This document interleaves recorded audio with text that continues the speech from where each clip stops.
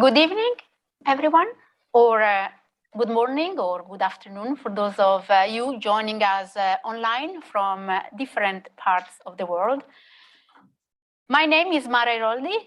I am the academic director of the Government Outcomes Lab, which is a research program here at the Blavatnik School of Government at the University of Oxford.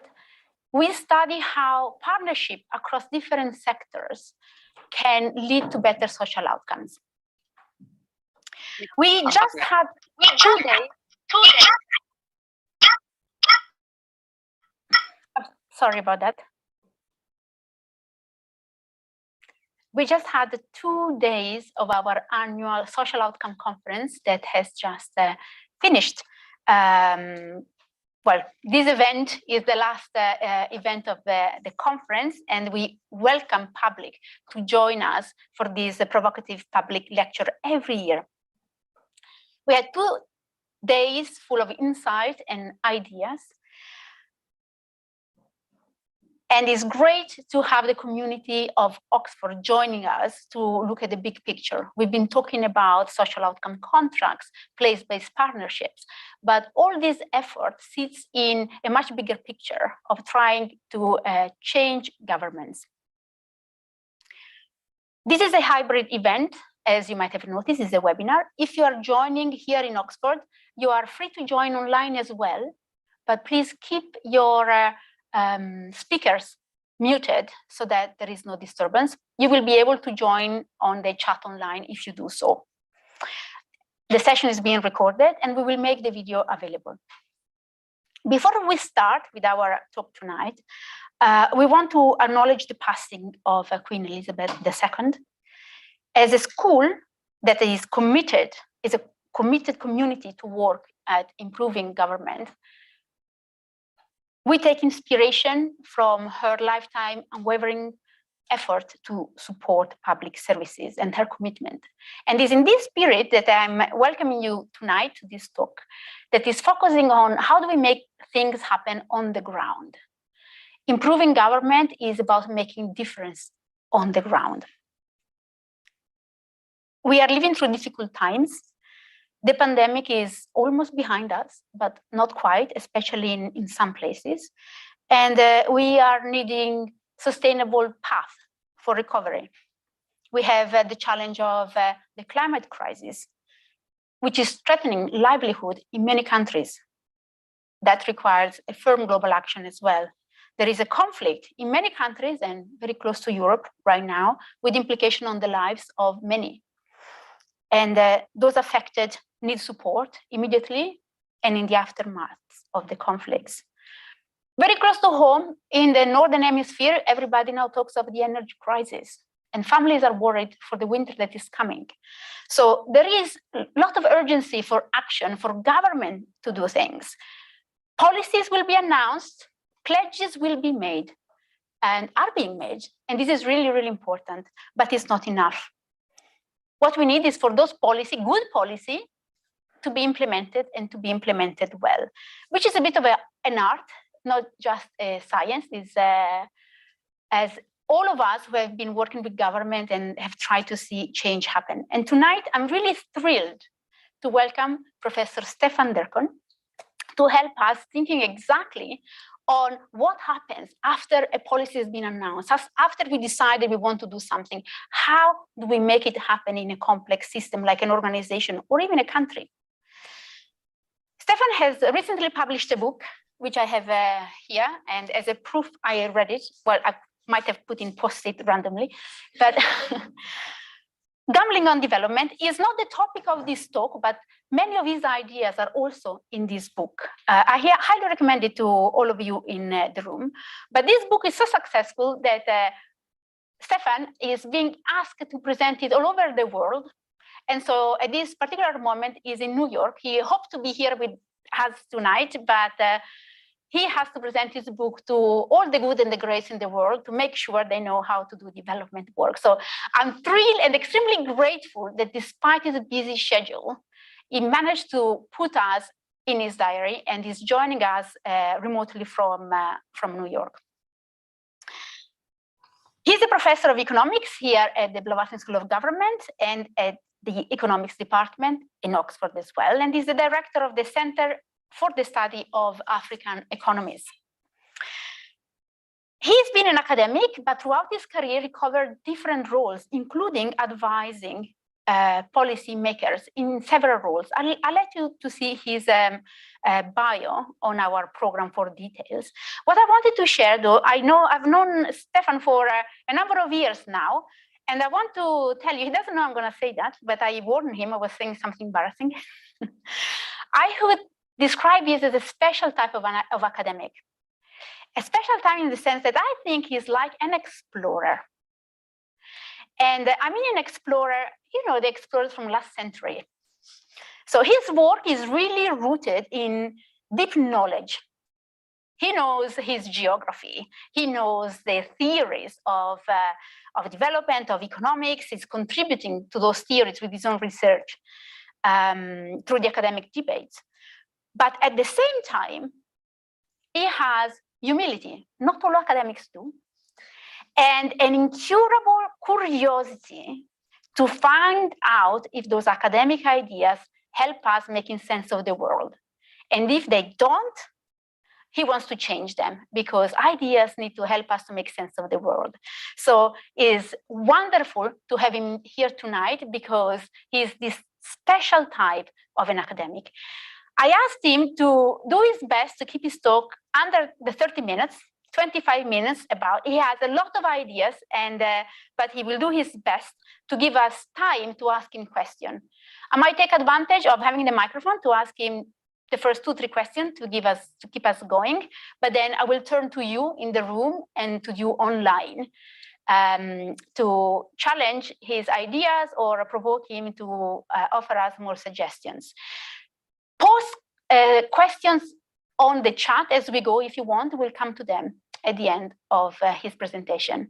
I hand over to you, Stefan, and I want to welcome you in the usual way.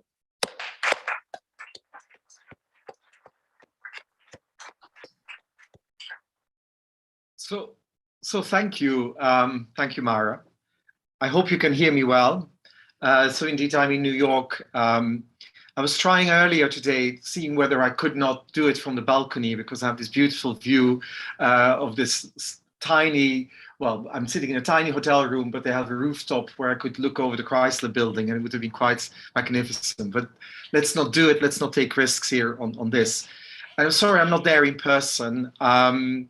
I had this morning a meeting, several hours, 2 hours actually on a very similar type of issue.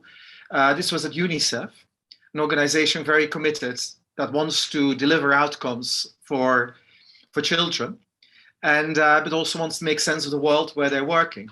And so I was there with the executive director and her total senior management team for a couple of hours. And let me say it was very lively. Okay, so there was endless debate and discussion, and it actually was quite good.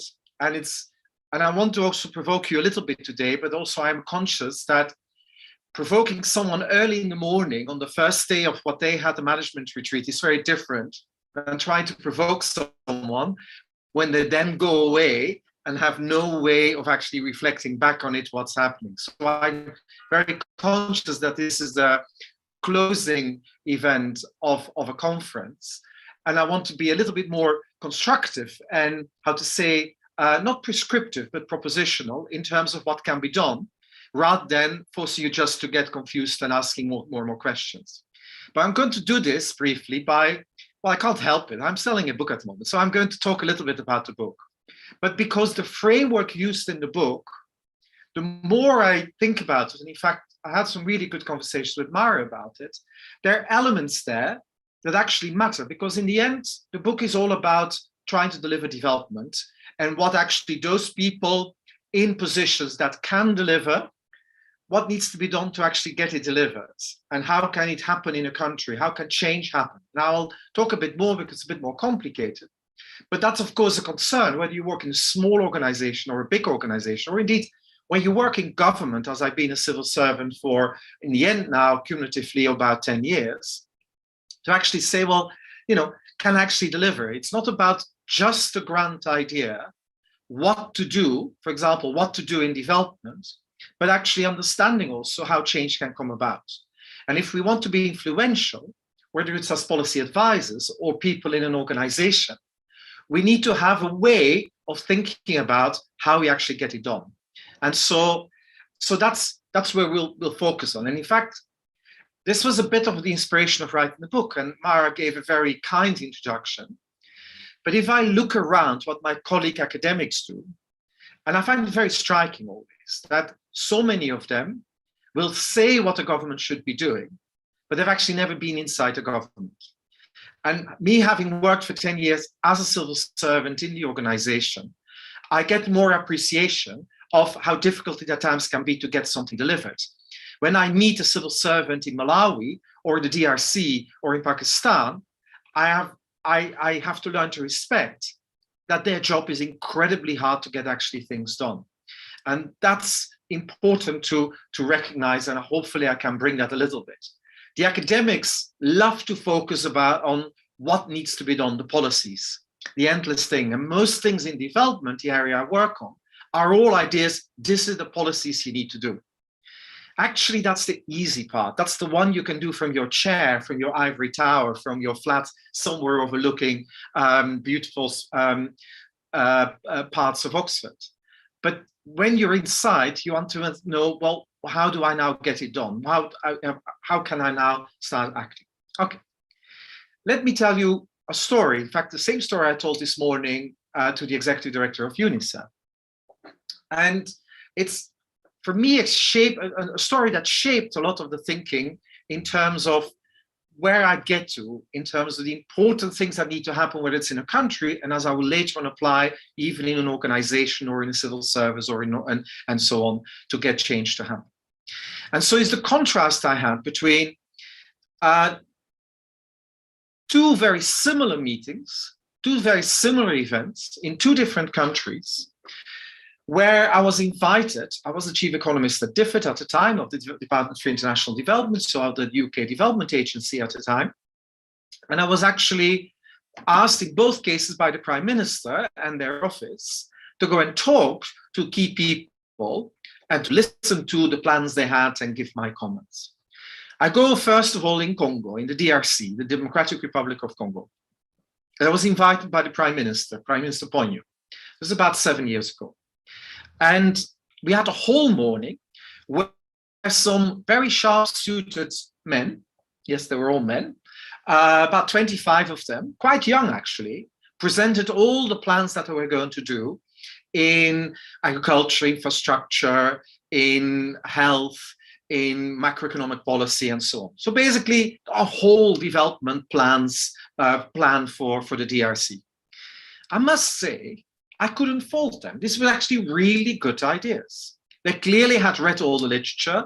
They clearly, I think the World Bank would have been very pleased, but actually, even if you don't want to believe the prescription of the World Bank, they had done it, adjusted it sensibly enough that this entire morning, all the presentations made a lot of sense. So when they asked me what you think, I said, great. And I remember having a bit of conversation, a bit of comments. And of course, these people meant well, at least these advisors there, in terms of all the plans that were made. And I remember walking out, and my Congolese counterpart at the time working in the embassy, he basically said, quel spectacular, what a kind of spectacle we've just seen. And what he actually meant, we've seen a piece of theatre. We had seen a piece of theatre of a whole series of presentations. But we said, we agreed very quickly, nothing will ever happen. Nothing will ever be done here in this respect in the DRC. We had good reasons for that. We knew the country quite well. In fact, the day before, I had been visiting the Minister of the Budget, who had proudly told me, and this is 11 months inside the 12-month budget year. So the fiscal year, we were in month 11. And he said, with a bit of luck, next week we'll get the budget approved for the current year. So we were in month 11. We hadn't even managed to even get the budget approved in Parliament. So basically think what the government had been doing, spending money, whatever it was. And in fact, we know also afterwards, Minister Ponyo didn't deliver anything in the economy of call in terms of development. Now that's one side. The other side was then a meeting we had a couple of months later with the Prime Minister's office and the key advisors, CEOs of ministers, Prime Minister's advisors, and so on were there, in Ethiopia. And in Ethiopia, they were again telling us the plans. And I was actually there. We had actually invited and managed to facilitate that. Justin Lin, former chief economist of the World Bank from China, Paul Collier with us in Oxford, Land Pritchard, Harvard at the time, also at Oxford. They were all there in the room. And we all debated and commented. And in fact, all as academics said, that's tricky, this may not go right, this may all go wrong. And indeed, the macroeconomics will not handle it and so on. So there was actually, kind of tricky ideas. But I remember afterwards when we talked amongst the international experts together and said, wow, yes, it's a bit tricky, but actually I think we're going to work here. They're going to do this. They are going to do this, and it may well work. And in fact, Ethiopia became the fastest growing economy between 2010 and 2019 in the world, actually, depending on how you do it. But massive growth took off. So actually, the ideas may not have been perfect, but they got it. Now, what's the difference? And that's the thesis in the book that I wanted to bring out, is that somehow or another, in both countries, you have a very different constellation of, who is power and influence and what they want. In the DRC and in Ethiopia, it's in both cases an elite that somehow is in power. In elite groups, what I mean is some, of course, politicians, senior military, but also some in civil society, some public intellectuals, and of course also business community. Somehow or another, both places, they were running the place. Somewhat small group, whatever it is. They, I think, have what you could call a deal amongst each other in terms of a way that they would actually pursue things in the country. Now, you could have lots of these elite bargains, as I call them. You could have lots of these deals. And some of them could simply be based on saying, let's organize the state so that we keep on using the state as an instrument of stealing from everybody else. Kleptocracy, you could have it like that. Or the state could become a vehicle of actually giving jobs for those people that support you, like a clientelist state. So you could have a lot of different things, and we could talk about it for a long time. But the key thing that I want to bring out here is that if you want growth and development here, that objective, that outcome, that big outcome to be achieved, you better have an elite bargain that also is committed to growth and development. And that was the big difference between Ethiopia and the DRC, where actually those with power and influence, this kind of group, not just the leadership, not just the minister, not just the prime minister or the president, but broadly speaking, they actually wanted to get growth and development, and the other in Ethiopia, and probably not in the DRC. No, I'm pretty sure that's not. The deal was about something else. Now, why did I mention that? Is that you could say, well, that's one thing here. Now you just need somehow, and I call this fundamentally elite commitment. Now it needs to be more than words. And now I come actually something, a simple framework that actually matters not just in a country, but in all kinds of settings. And it's actually three things. But first of all, to make this whole thing to work, this entire elite commitment, it can't just be words and aspiration. It needs to be, first of all, involved in a country, credible politics. And at a minimal amount to keep the whole thing together. Credible politics for peace and stability, that's at the level of a country. The second thing it needs is a state that understands what it can and can't do. There's no point saying we all want to be like China, because virtually no other state in the world has 2,000 years of history of a meritocratic bureaucracy and central taxation. If you ever try to do state-led development, you could probably try it in a place like that. If you want to do it anywhere else where the state is formed based on clientelist things, there's just no way of doing it. So you have an organization, a state, you have to be aware of what you have, what the building blocks are that you can actually play with. And then thirdly, things will go wrong. You will need to be willing to learn, and you have to be willing somehow or another to be held to account. So it's these three things at the level of a state and in development, that's in my book, that I want to emphasize. You need this. You need credible politics, at least for keeping it all together, for peace and stability. You need to be self-aware of what you're working with, the kind of state you have and that you can operate with, and you can't just imagine that suddenly you can do something your systems are just not able to do. And thirdly, you need to be willing to learn and to be have some accountability in the system, because things will go wrong, you'll have to approve, you have to actually change things and so on. Now, these three things, and now I come actually close to your subject matter. I'm actually, when you are dealing in an organization, whether it was me in the Department of International Development, or more recently in the Foreign and Commonwealth Development Office, or indeed in any kind of organization, a small startup or in a government anywhere, when something new happens, when a new thing gets announced or wants to be implemented, somehow says, look, let's change the thing. Now, you need to make sure that those who need to be entrusted in doing it, well, at the minimal amount, their commitment is aligned. And these three things then also need to be in place. You need to have an underlying mission alignment, i.e. the internal organization, the politics of the organization, what's happening internally, needs to be of such a way that actually there is an alignment to get this to happen. Why I mention this, just as in a state, the elite can block anything. Every organization, I think on the ministry I worked with, who would be the elite? Well, there's a handful of director generals, a couple of key people, some of the ministers and so on. If they're not aligned to actually do this and have a credible way of dealing with it, nothing will ever get implemented. So there's something there at a kind of underlying politics of the organization to actually ask yourself, is the mission, the way, the objectives of the organization, are they aligned with the things you're trying to actually do? And is there a way to get everybody aligned around these objectives? And the second thing is then that kind of the equivalent at the level of a state in every organization also you need to have, which is that basic sense of self-awareness, that realism, can it actually be done in the organization I have? Because you can't simply say, I'm going to do something, and now I'm saying we're going to first have to restructure the whole thing, because then you're 3-4 years later. So you have to be quite well aware. I'm not saying you should never restructure it, but you can't do the two things at the same time. You can't deliver and restructure. So you have to think, what can I do with the instrument I have, with the state, the system that I have?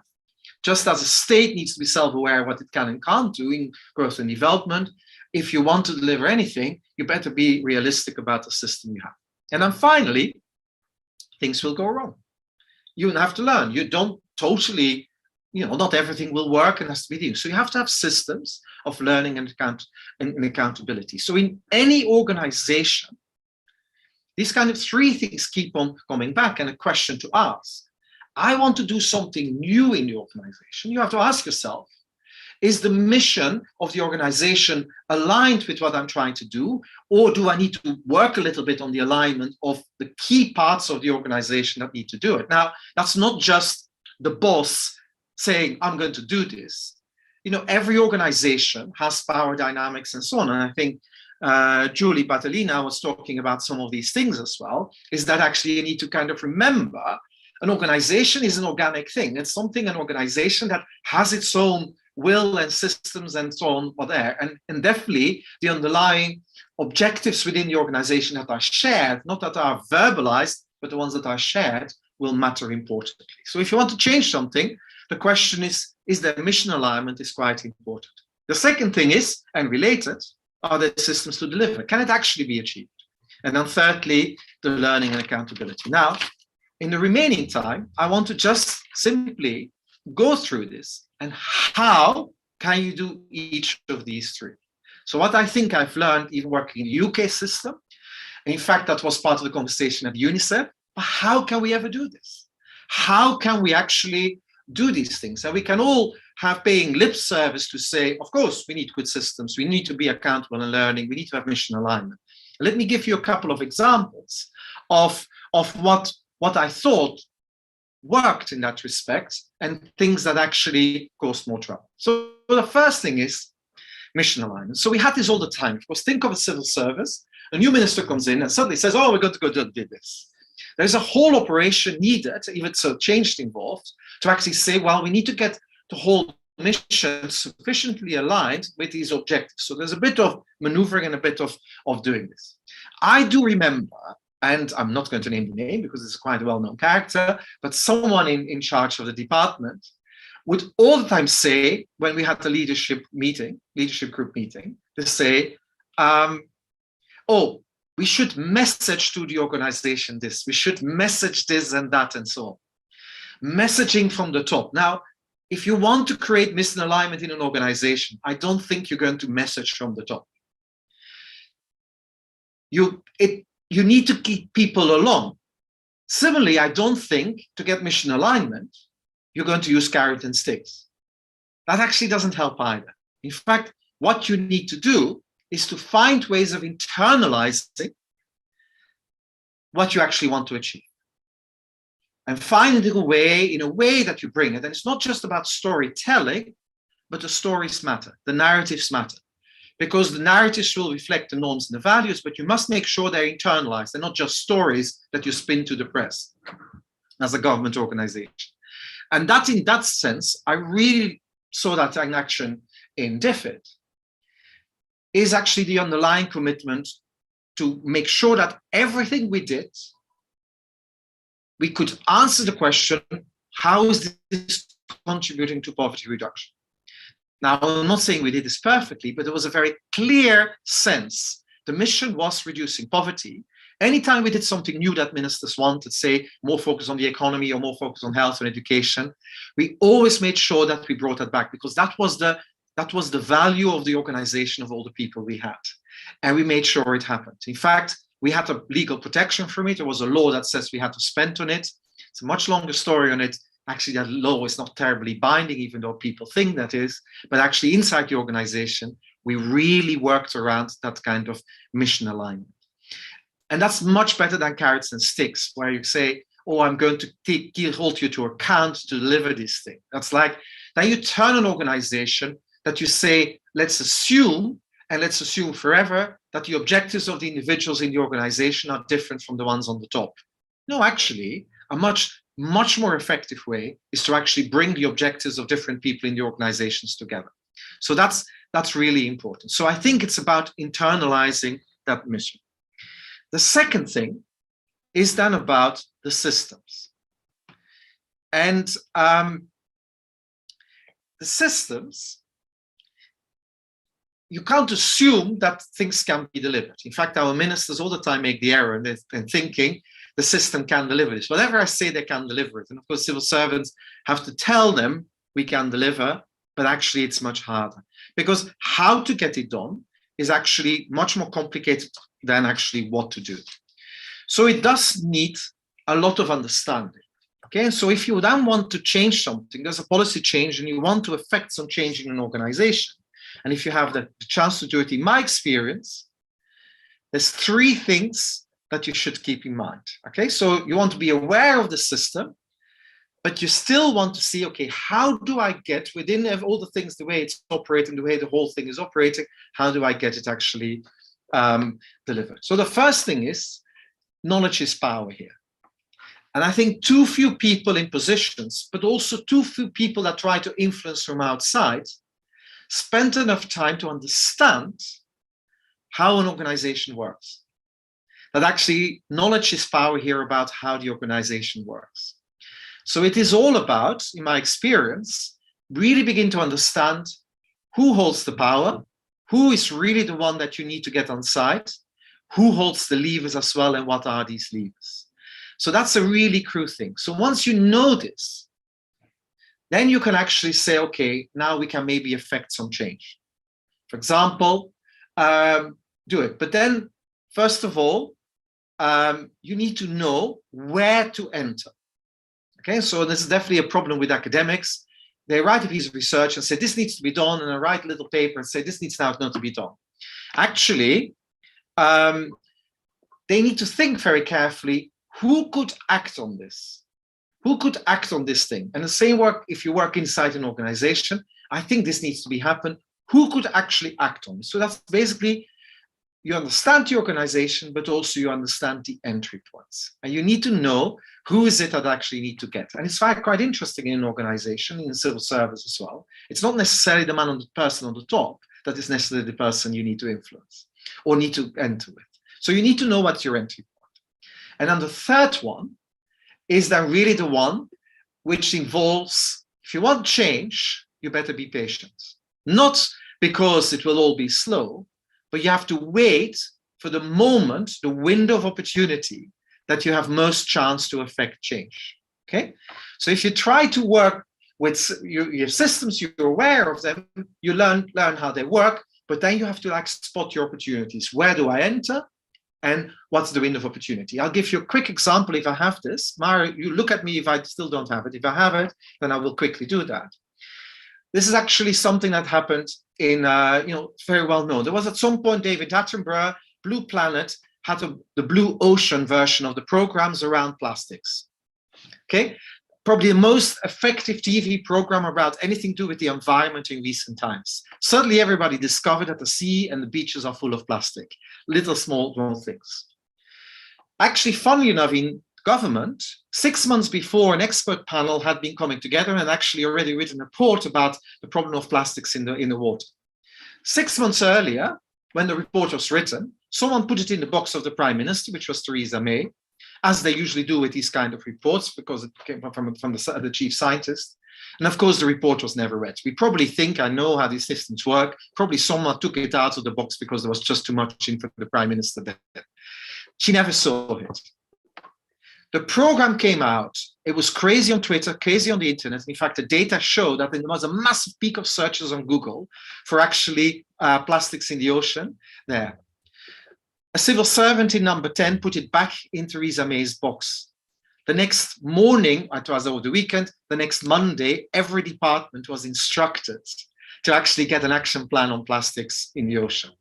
That civil servant will actually have done more for the environment than all the department working on that issue all the time, because she or he, I don't know who it was, smartly put it in the box to read at the right moment. That's your window of opportunity. And now we have huge amounts of policies and actions around this particular thing. So it's your window of opportunity you need to spot.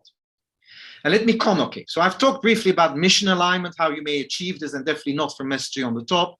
Understand your systems and the entry points in the window of opportunity. I'll come to the very last point. That's about learning and accountability. This is an academic conference and with practitioners. And of course, you wouldn't be here, you wouldn't be listening here if you're not interested in research around it and learning and so on. Now, the interesting thing is that I worked also in organizations that all said we need to have learning. Oh, learning is important. And you have a little unit that does all the learning and so on. No, you need a learning culture, of course. You need to find a way that it is there. And so how to affect change is making sure you also have to work on the learning culture. The principle has to be there. Now, what I find really interesting is that many organizations don't really believe in that, but they actually simply believe in accountability structures. Now, there's a link between the two, but not entirely.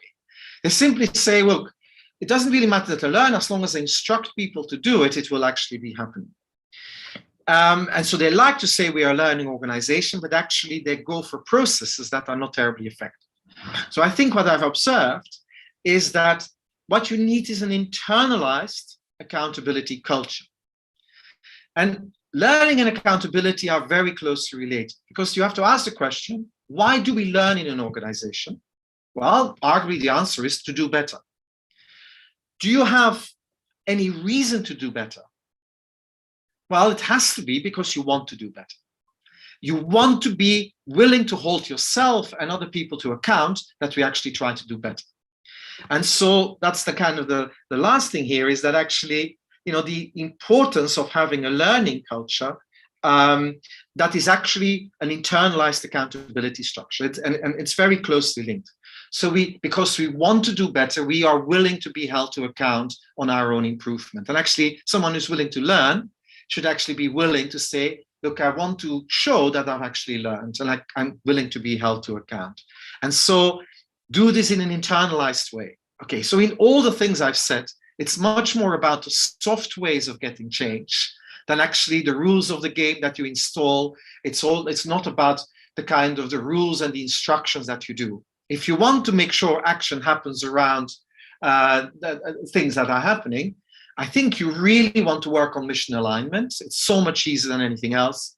You better understand your systems and where the entry points are in the windows of opportunity. And finally, you want to make sure there's a willingness to learn, a culture around learning, which is also a form of being willing to be held to account. So I finish now. I think that countries that have actually made progress in development, they're not perfect in that.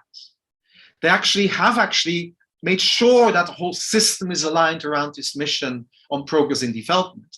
And it's very different countries, not just China. I would detect that in Bangladesh, in Ghana, quite imperfect countries where I've seen change happening. They've actually done it in a way where they're self-aware about what they can deliver. Some did more to the state, some did more to their own, from outside, even NGOs and others. And finally, they're willing to correct themselves.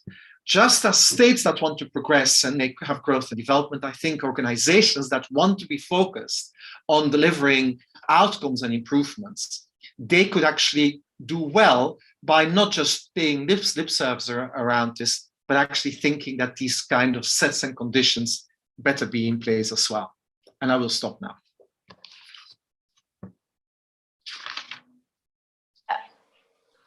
Kick us off with some of the questions. Thank you for being prescriptive and not too provocative. You were very provocative. I have several questions, and especially in light of the conference that we just had and the conversation that we had. But one of the things that kept coming up for me was you talk about countries and then you talk about organization. And I kept asking myself, to which extent your way of thinking applies across organization. And this is interesting because it's not within a hierarchy. Like within an organization, you have a hierarchy and you have certain norms. In a country, to an extent as well, like an elite recognizes itself, and so you need to attune with the elite. But much of the work that we do looks at a complex social problem when you need to bring together very different narratives. You have the provider, maybe a voluntary sector organization, a community sector organization. You have government and the budget department that is interested in, like, how do we make any cost savings? And you have potential private sector. They say, oh, I can see an opportunity, in our case, impact investor. And we see contracts where we use carrot and sticks, and I recognize probably that's not what makes this mechanism tick. And there is an emerging evidence that much of it is about these, the relationship, the fact that people speak to each other, and through the relationship, they create mission alignment. Even if it's across the organization, it's a mission alignment through a shared experience. And so I would like to invite you to reflect on these, like, across sector, and those networks sometimes are formal, sometimes they're not. And does your framework hold in these, like, more loose, let's go together, let's have a memorandum of understanding that this is the problem we want to solve, but there is no real, like, hard lever within a hierarchy to say, no, you will be held to account for these properly. So thank you, Mara. And look, I would be one, you use frameworks to the extent that they help you to understand something. There's no, this is not about an ideology kind of a thinking. So yes, I can use a framework as I was trying to use to actually deal with what you describe. Is this the only way you should look at a problem? That's not what I will try to say. But think of it in a sense, when you say you're dealing with some kind of wicked problem, so complicated problem, you need to bring different people together. Yeah. Now, and you alluded already to it. You could bring them together in a contractual relationship where you actually don't worry about necessarily what they want, but or what their objectives are. And you actually try to get them in a contractual relationship and say, and now we'll see what happens. Typically a government commissioning an outsider to deliver something for them. Or you say, look, it's far easier and we're far less likely having to go into the kind of second best type of contracting. Like, give you an example of a second best kind of contracting, payment by results, second best contracting. That's trying to solve the lack of alignment. You try to solve the lack of alignment through contracting. That's one way of looking at it. I can mention a little bit more in a moment on that. But so you can either say, how do I actually save transactions costs? Well, I can do this by working on the mission alignment between the people that do it. So if I'm sitting in government and I can commission someone who's closely aligned in trying to think that that's what I want to deliver, and we know there's closer alignment, it's going to be far cheaper, far more effective than if I put PwC in charge to doing that. I'm sorry to name them, but yes, I saw them quite a little bit too often. And you basically get into a situation where the big four delivering, while we know their shareholders have totally different objectives than what you actually want to do. Now, they may do a good job, but that's the second best, because you have no way to get that first point sorted to make a kind of a coalition of people that actually are sufficiently like-minded. I will come back to that where I think outcome-based contracting may still work, but that's an important thing. At the same time, when you bring a group like that together, and whether it's PwC in it or not, you need to be well aware of what you can deliver. You know, you can't suddenly, because of some outcome-based financing or another contractual arrangement, suddenly make them do magic. You know, we struggle all over the world to get learning outcomes. An outcome-based contract is not going to solve the problem of learning. You know, there's plenty of teachers in the world, in the developing world, that also are quite committed to learning for the children, but somehow we can't get the system to work. It's not simply an incentive problem, it's a lot of other things. It's the wicked problem and all kinds of things that happen. And then finally, this is where I would say again, it's the accountability plays a role, and it can actually be part of the mechanism. In fact, I think, and in fact, it came up with UNICEF as well. Should we all do outcome-based contracts? Is that solving it? You know, if you think of it, if there's mission alignment, you don't need it, but you may, because you have the same objectives. But you may want it because you would say it creates clarity in my organization, that everybody has a very transparent way of getting things delivered. So you don't need it, but you may do it because it actually helps with an explicit learning culture, an explicit outcome-based culture, and so on. But if they don't really want to do it, the partner you're working with, and especially in the kind of countries I deal with, where we're talking about fragile places and so on, there's no amount of contracting that can solve it. So actually, funnily enough, there isn't really in itself a problem that gets solved in the developing world with outcome-based contracts beyond a commitment to say it's a very good way of learning how to do things well. You know, if you think of it, the country that pioneered outcome-based contracts at scale for poverty reduction, of course, is China. And the outcome was you'll be sacked or not, or you be put on trial or not. Basically, you make people really responsible and you can do it. And they did it because that created transparency in the learning within the party of actually, are we actually rewarding the right people for promotion and so on. And that's, of course, the very outcome-based contract that they had. They had explicit outcome targets. But you could say, well, it may be needed. I don't want to be as harsh as the Chinese Communist Party, but it's actually the kind of thing. So I think it plays a role, but we want to think about always, are there ways we can solve the problem without having to resort to pure second best type of outcomes that then are quite uncertain whether they can be delivered, because you create uncertainty, because if people are not aligned, you're not aligned in most things, and if there's a problem, there's always a debate and a discussion, because risk is passed on somehow, and it's the tricky one in an outcome-based contract. So you want to be really careful. What is the problem I can't solve? And are there other ways in my organization, in my systems, that can actually help me to solve it? I will use outcome-based contracts, by the way, sometimes, but I want to think very carefully. Is there another way that I can overcome the lack of mission alignment? Thank you, Stefan. I'm scanning the room. There are some questions. I'll go to the room. I have plenty, but I'm not taking too much advantage. You can just speak aloud and the microphone will pick up your voice. Okay. Hi, thank you so much. That was a very interesting discussion. I'm Celeste Brubaker with Village Enterprise. My question is, it goes to service provider selection and the issues that can come up with essentially identifying during service provider selection an organization where there is mission alignment. And one of the things that I think that outcomes-based contracts can do is to help overcome some of those issues of mission misalignment to begin with, by sort of like weeding out, by the commissioner being much more intentional in saying, I care about this outcome, but I care about it so much that I'm going to pay for this outcome, right? And so then the service provider essentially, the service providers that are don't really have mission alignment to achieve that outcome, opting out to begin with.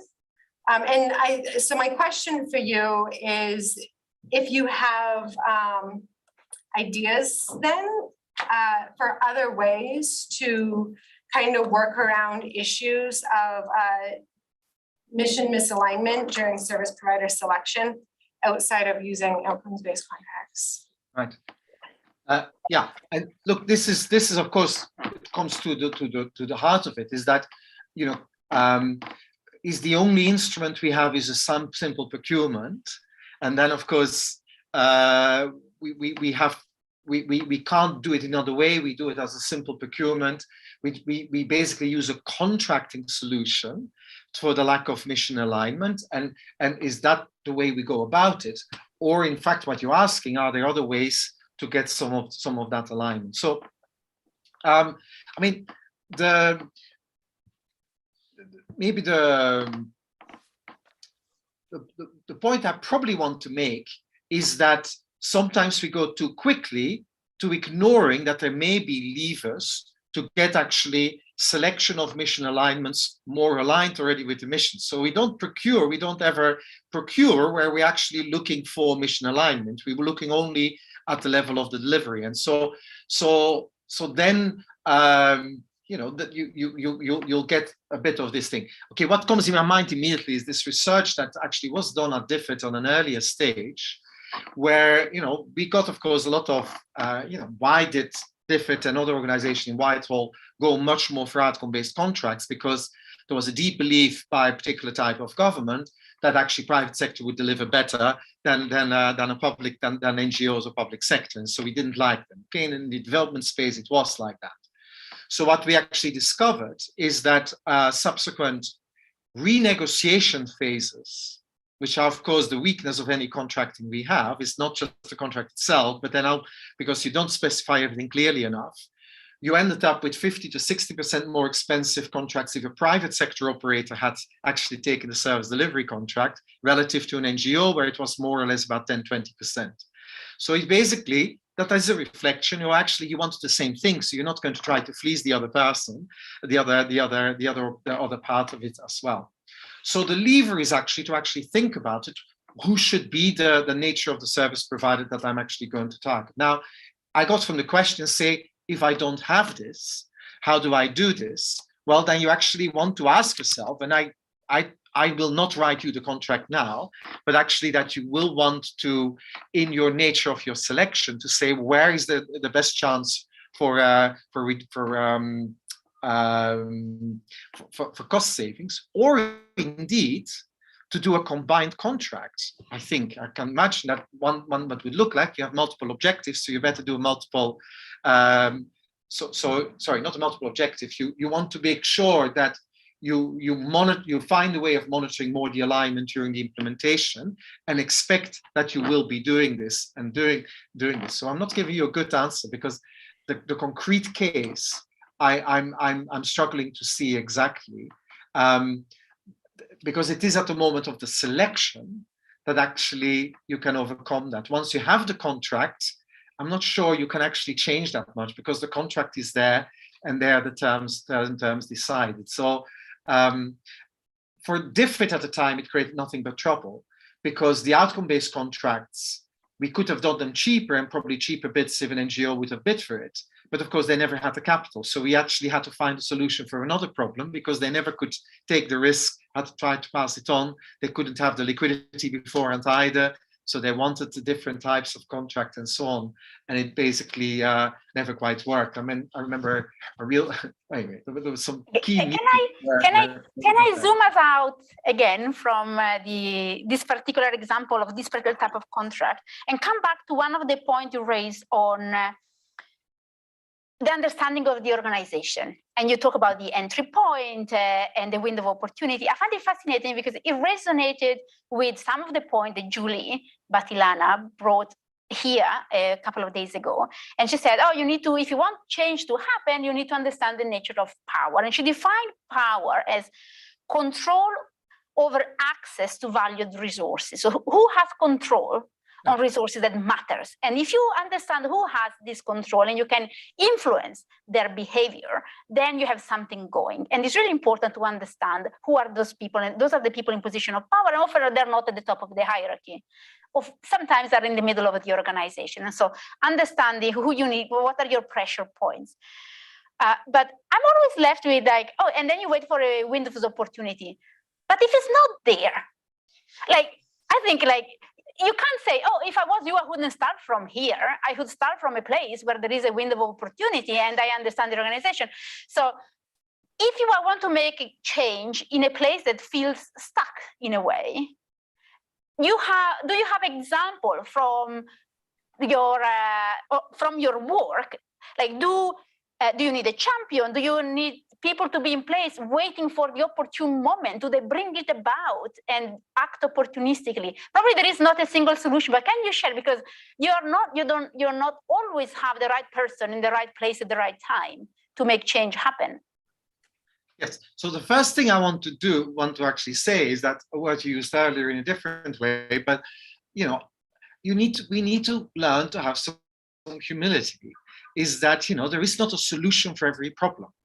Definitely international development, and sitting here in New York with UNICEF and so on, there is this kind of sense, we're in control of the world. The UN has this little plays with the marionette of the world. They have no power. They have very little power actually left. And so that's why I say, look, you clearly, we want things to change, but we can't change everything, unfortunately, at least as outsiders. Okay. Now, there's two things here that comes from it.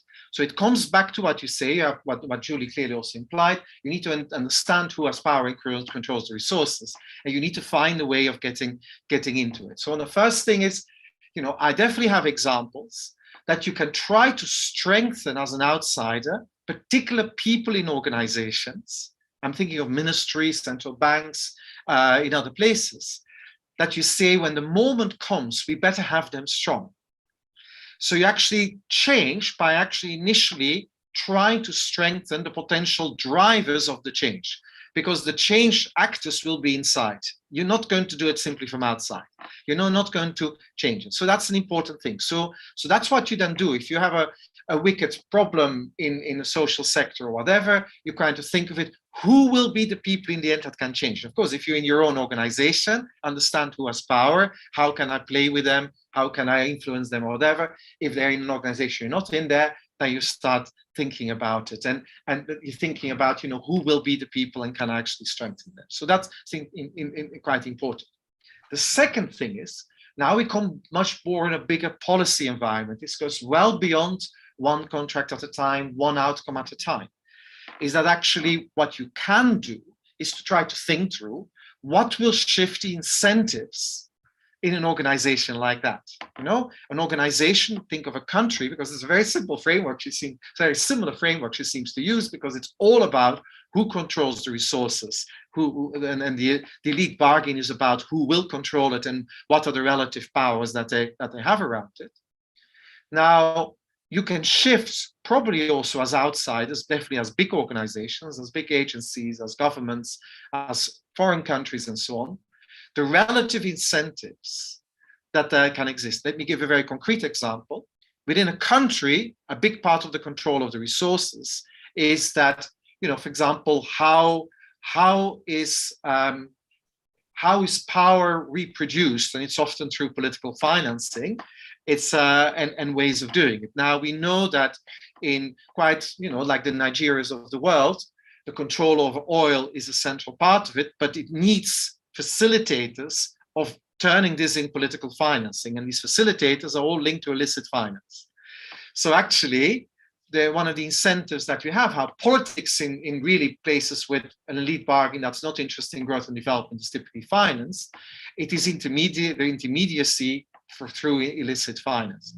Well, you can start shifting the incentives around it. And for example, Ukraine is beginning to shift the incentives on illicit finance globally, and you can actually make it harder for a particular type of people in a country to control the access to the resources, because they don't have the simple ways of doing it.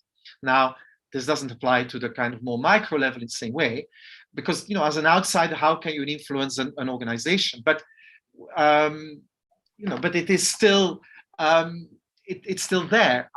I'll give an example, actually a more concrete example, on avoiding some of the bigger excesses we experienced within the UK government, at least where I was sitting, with the big four, the contract holders, and for all kinds of reasons, we had to use them as contracts. The move to open accounting, and basically where there are quite rules that actually the accounting of the contract of all the finance of the contract has to be done in a very particular way, created an incentive or basically a disincentive for the kind of supernormal profits that occasionally they can just charge, because nobody had the information. There was no outcome-based thing that you can do, because they usually are intermediaries. They never hold the outcomes. And we saw these contracts where they were making fortunes on the contract, and say, okay, you go to systems where you actually create forced transparency on the contracting, and as a result, you can start shifting the incentives. So you can start doing that, and these are the kind of thing. And yes, I know this is recorded in public. I get in trouble with the people, but anyway, that's definitely one of the arguments why you want to move to this kind of other ways of accounting for within the context of contracts. Thank you, Stefan. I'm conscious of time, and I wonder if there is one last question from our audience. Nandita at the back. Thank you. Thank you, Stefan, and I really enjoyed your presentation. And I am representing the New South Wales government from Australia. And so much, in terms of what you said about the mission alignment, the window of opportunity. I mean, in the last, I think, within a year, there were 3 secretaries in the Department of Planning and Environment who got removed by 3 different premiers from the same political party. So, in spite of these secretaries having the mission alignment, having the learning and accountability and very empowered, I mean, what are your thoughts about, politics being separate from public service? Yeah. Okay, that's a really good question. And and in some sense, of course, very familiar to all this kind of the nature of the changes in the political system is quite similar in Westminster. We get it, and so we often try to encourage when new ministers came in or new secretaries of state came in to actually make them understand that they would be far more effective if they didn't think they were the chief executive, but if they thought they were the chair of the board. And that they actually were the custodians on behalf of the overall policy that was already agreed within manifestos and so on, and trying to do it. And so those secretaries of state or these heads of the departments, politically appointed ones, that actually did this were actually proved to be far more effective ones, because they would give more strategic guidance than rather than trying to be the manager and the chief financial officer and everything at the same time. Because then it means you're getting, as we've had, and I definitely had it in DFID, within the same period, because it's all everybody obsessed with the money. So you have basically the CEO and CFO in one position, and all these people have 6 months to do something, and then you get absolute disaster in the way departments are run, because everything has to change, because everything has to stay the same, or whatever it is. It's like this kind of chaos that we then have. And I definitely had it in my last job as advisor to the foreign secretary. Just when we start getting used to how to work with a guy, it was removed, and it is there. But that's why I say, you could probably handle it more as a chair and there. So you want to really manage it. And it's a funny thing. This is literally how I would think about it, okay? So look, we're sitting all inside us is a mini Machiavelli. If we want to have change, we have to be a mini Machiavelli in our organizations. We have to understand who has power, and we have to think where are our levers. And so, look, as a policy advisor, I'm not saying that I was as successful as Machiavelli, absolutely not. It's still a failure. But in the sense that you're sitting there, because you have more knowledge than this person in charge of the department, you have more experience in the department, and you become a bit of the broker between this particular person and trying to actually get.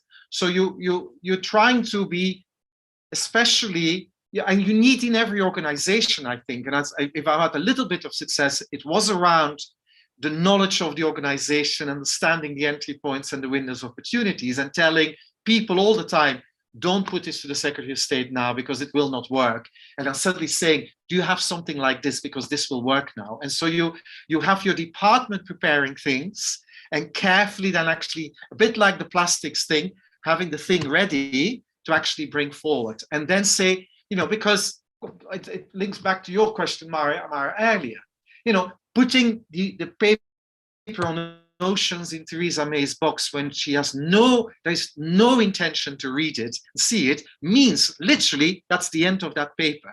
Putting it back in the box is a rare thing to do, but that actually you need people that work in that in organizations. So in political organizations, of course, they need to trust somehow the key advisors, and let me call it that with the current prime minister, I somehow, I think, lost that trust at some point in my last assignment in the foreign, in the FCDO. But if they can trust you, you have to understand, we're still executives relative to the political masters. You don't try to manipulate them as badly as Machiavelli, but in the way you operate, you need to have a bit of an understanding of that. So maybe, I don't know whether I'm sending you away to say, read Machiavelli again. I'm not entirely sure. But this guy had a sense of how he could change things. And, there's horrible stuff in there as well. And the ethics of it is terrible. But you need to do this. I don't know. It's definitely my reflection, but I sympathize with the nightmare you describe of the endless churn of political masters that all want to do something totally different from the previous one, even if they belong to the same party. I think we've seen it in the UK quite a lot. Thank you so much, Stefan. We are at time. I think you are leaving us with a lot of homeworks in terms of becoming student of organizations and the dynamics in organization, and being open to see opportunities when they present, and work on creating mission alignment, and be ready to get it wrong, and learn and share the learning. So I think this is a great way to conclude the conference. I want to thank you for sparing the time of being with us today. I know your sabbatical is coming up, and academics have the luxury of taking some time off teaching and administrative duties to think. And so I wish you great exploration. I know you have this incurable curiosity, and you will put your time to good use. So thank you so much for being with us today. And we will read your book to know more on how to change organizations. Thank you. Thank you. And thank you so much to the audience who has stayed. It has been a very, very long day that started at 8:15 this morning for those who were part of the conference. I remind you that the Social Outcome Conference next year is the 14th and 15th of September, so you can put the date in your diary already. And to keep the discussion going, there is a reception drink outside, and we will celebrate to you, Stefan, by drinking some wine. Thank you so much.